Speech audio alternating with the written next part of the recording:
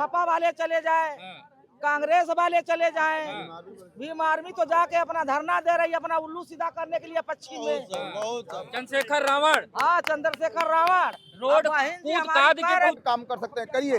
5 साल के लिए आपने अगर जनता आपको बैठाई है उस कुर्सी पर, तो 5 साल में कुछ ऐसा करिए कि अगला 5 साल भी आपका कंफर्म कर दे जनता। लेकिन आज का जो परिवेश है, आज का जो राजनीतिकरण है, उसमें मैं देख रहा हूँ कि स्तर गिरता जा रहा है। आप अभी लोग कांग्रेस की बात कर रहे थे, ये वही कांग्रेस है जो हिंदुओं की नसबंदी कराई थी।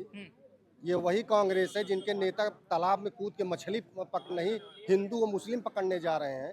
ये वही कांग्रेस है जिनके बच्चे, अपने बच्चों का एक का नाम रेहान, एक का नाम वो कौन सा नाम रखा है। का नया फार्मूला दिया, एंटी रोमियो, एंटी रोमियो नहीं, एंटी रोमियो। Anti Romeo. हाँ, ये कहाँ कहाँ इन्होंने चलवाया कहाँ?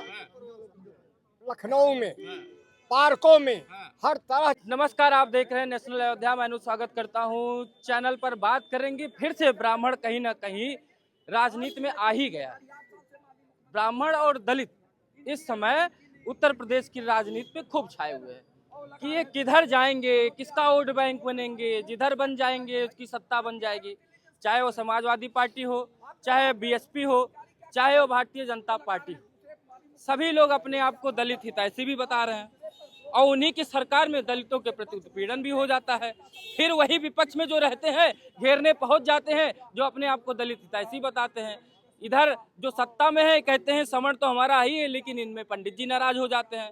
मतलब खुश कोई नहीं है, चाहे किसकी भी सरकार आ जाए, नाराजगी जनता में कहीं ना कहीं बनी रहती है।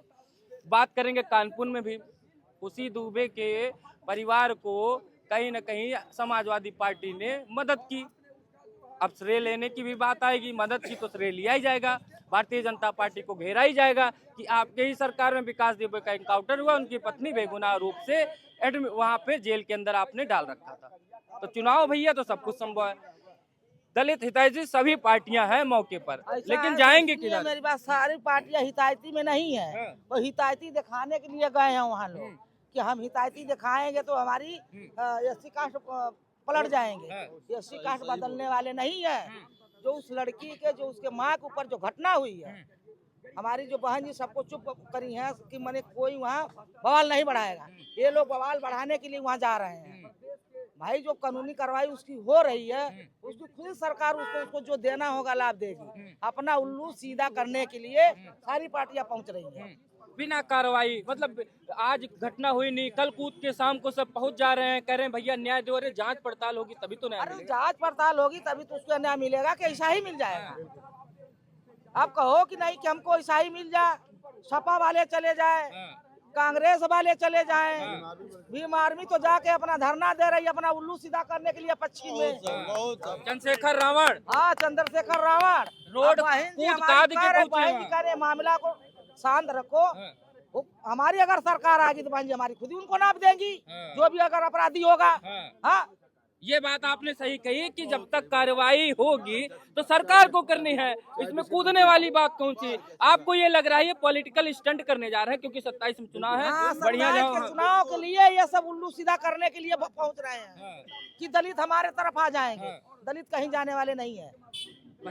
बसपा कहीं नहीं। कानपुर में जो हुआ है, जो दरोगा ने कांड किया, एक पत्रकार भी साथ में 2 घंटा उसको रेप किया, उसके लिए इतनी तभी कौनो पार्टी नहीं गई।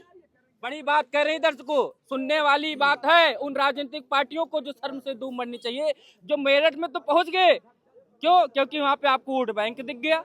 लेकिन कानपुर में एक नाबालिग बच्ची के साथ जब गलत कार्य होता है तो वहां पे पॉलिटिकल स्टंट करने के लिए क्यों नहीं जाती हैं पार्टियां?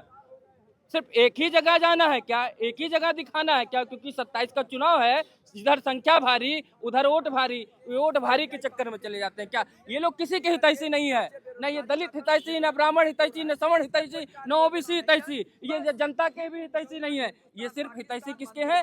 वोट बैंक के हितैषी हैं। क्या कहेंगे आप? देखिए, कुर्सी और सत्ता पाने के लिए तो साम दंड भेद लगाना ही पड़ेगा। आपको राजा बनना है तो राजा वाला कर्तव्य आपको दिखाना ही पड़ेगा। एक होता है कि लोकप्रिय राजा होता है, एक होता है कि जबरदस्ती राजगद्दी पर बैठना। औरंगजेब जो था और जबरदस्ती बैठने वाला था। हमारे अटल जी थे, परम श्रद्धेय अटल जी थे, वो लोकप्रियता के दम पर सत्ता पाए। उन्होंने कहा कि सत्ता सरकारें आती जाती रहेंगी, लेकिन देश के हित में आपसे जितना काम हो सके वो करिए। आपके अधिकार में, आपकी कुर्सी से जो जनता के हित में काम कर सकते हैं करिए। 5 साल के लिए आपने अगर जनता आपको बैठाई है उस कुर्सी पर, तो 5 साल में कुछ ऐसा करिए कि अगला 5 साल भी आपका कन्फर्म कर दे जनता। लेकिन आज का जो परिवेश है, आज का जो राजनीतिकरण है, उसमें मैं देख रहा हूँ कि स्तर गिरता जा रहा है। राजनेताओं का स्तर, सोचने का, समझने का, करने का स्तर गिरता जा रहा है। उसी स्तर को आपको ये जातियों में भिड़ाने की कोशिश क्यों जाती है भाई? वहाँ पे ठीक गलत कार्य हुआ, बहुत ही अशोभनीय कार्य हुआ, लेकिन उसमें रंग देने वाली बात कहाँ से आ जाती है कि ये दलित थे, ये ठाकुर साहब थे, ये पंडित जी थे, ये इस बिरादरी के थे। एक व्यक्ति गलत हो सकता है, पूरा समाज गलत हो जाएगा क्या? कह गए कि अंग्रेज चले गए लेकिन अपनी अंग्रेजियत छोड़ गए। फूट डालो और शासन करो, ये जो उनका सिद्धांत था ना, उस पर आज भी अमल किया जा रहा है कि जनता के बीच में जातिवाद को लेकर, भेदभाव को लेकर, ऊंचा नीचा को लेकर ये उन्माद पैदा करो, ये भेदभाव पैदा करो। जब जनता एक नहीं रहेगी, अनेक पार्टियों में बटी रहेगी, तो जाहिर सी बात तभी हम अपनी रोटी सेक पाएंगे। राजनीति की रोटी सेकी जा सकती है, और यही फार्मूला अप्लाई कर रहे हैं आज के नेता और पार्टी। ये क्या फूट डालो राज करो? हमने तो हिस्ट्री में पढ़ा ही था कि अंग्रेजों ने कहा भारत में फूट जितना डाल दोगे, जातियों में विभेद जितना भी पैदा कर दोगे, धर्म में विभेद जितना पैदा कर लोगे, उतना हम मजबूती से भारत पर राज करते जाएंगे। वर्तमान परिस्थितियों में पार्टियां यही कर रही है क्या? देखिए, मैं आपको स्पष्ट बता दूं, पार्टियां नहीं कर रही हैं।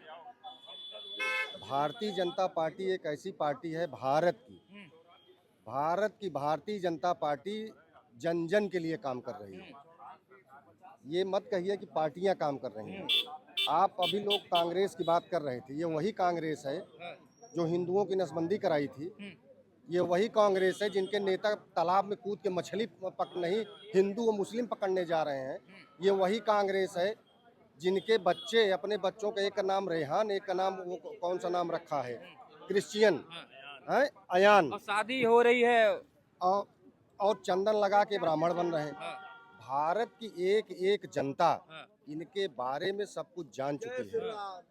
आप ये आपको मैं बता दूं अनुज जी, भारत का जन जन भारतीय जनता पार्टी के साथ है। भारतीय जनता पार्टी में अपराधी किसी भी कीमत पर बख्शा नहीं जाएगा। बुलडोजर चलेगा, बुलडोजर भी चलेगा, उसके टांग में बाबा पूज्य बाबा की गोली भी लगेगी। टांग में गोली भी चलेगी बाबा जी की, ये बड़ा मशहूर है। ये टांग पे गोली मारने वाला इधर घटना किए नहीं हुआ, पहुंचोगे नहीं, टांग पे गोली लग जाएगी, चढ़ नहीं पाएंगे। टांग में गोली सिर्फ उसी के मारी जाएगी जो बाबा जी का विरोधी है। अब रुकिए, अब आ रहे हैं आपके पास, पहले बाबा जी बोलिए। यार ये क्या तरीका है इनका? मालिक आ रहे हैं आपके पास, क्या कह रहे हैं? सवाल भारतीय जनता पार्टी के सवाल बड़ा बढ़िया छेड़ा है मित्र ने। हमको कुछ कहना नहीं है, कह दीजिए। लेकिन आज यदि कहने की बात आई है तो जरूर मैं कहूँगा।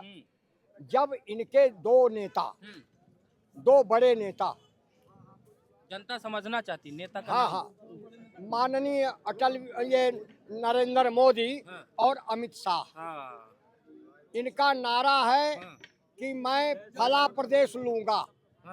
पहले ही घोषणा हो गई। कौन सा वाला? किसी प्रदेश में चुनाव के लिए उन्होंने कहा कि मैं पहले ही जो है यहाँ जीत गया। मान लीजिए वो जीत गए तो काहे वो प्रोपोगंडा फैला रहे हैं, जाके वहाँ शपथ ले ले, शपथ करा दे। और रही बात हमारे देश में जो कुछ भी हो रहा है, ये बहुत बड़ा अन्याय हो रहा है, होना नहीं चाहिए। पहले 2014 के बाद इन्होंने एक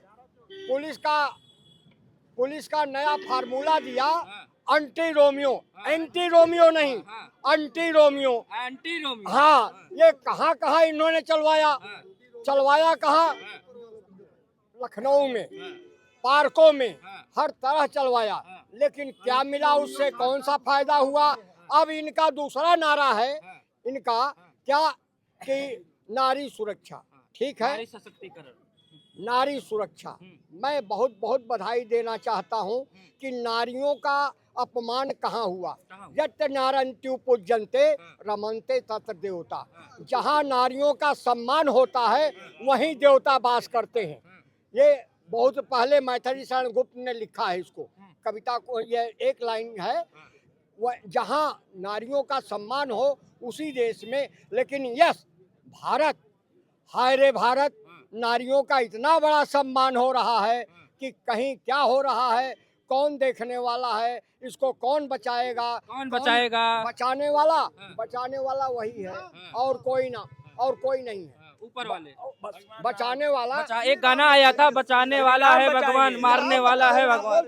हाँ, ये देखिए, इस पर जाएंगे आप ना, तो बेटा इतना याद रखो, फिर मैं आज दोहरा रहा हूँ, इतिहास ये बताता है दौरे तबाही है, शीशे की अदालत में पत्थर की गवाही है, दुनिया की कोई ऐसी तमसीर नहीं मिलती, कातिल ही लुटेरा है और कातिल ही सिपाही है। लुटेरा कौन है? लुटेरा कौन है? लुटेरा भाजपा लुटेरा है।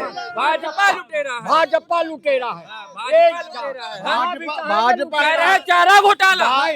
मानता हूँ आप तमाम चीज कहे हो, कई साल के हो, जरा हमको बता दो, 8 साल के हो कि 22 साल के हो, 25 साल के हो, तो पहले अध्ययन। चारा घोटाला याद है इनको? अगर ये 8 साल ये याद है इसलिए कि जगन्नाथ मिश्रा ने किया था घटना, जगन्नाथ मिश्रा ने किया था घटना, जगन्नाथ मिश्रा ने किया था। और माननीय लालू प्रसाद जी यदि जांच न कराए होते तो आज ये खेल न होता। बहादुर है वो महिला, कौन? ममता बनर्जी, कम से कम उसने मोहरा लिया है, और नरेंद्र मोदी की सारी करतूत उसने खोल दिया।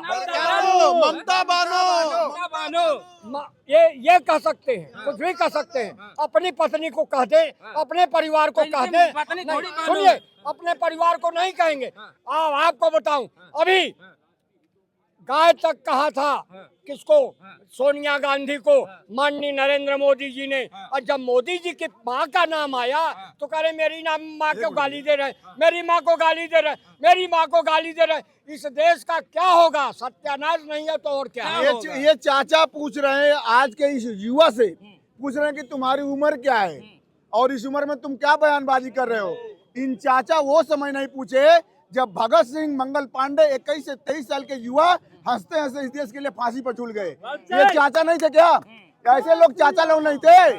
उस समय उम्र नहीं पूछे कि भगत सिंह और मंगल पांडे, राजगुरु जैसे लोग 21 से 23 से 27 साल वाले युवा इस देश के लिए फांसी पर झूल गए। तब ये चाचा का बयान।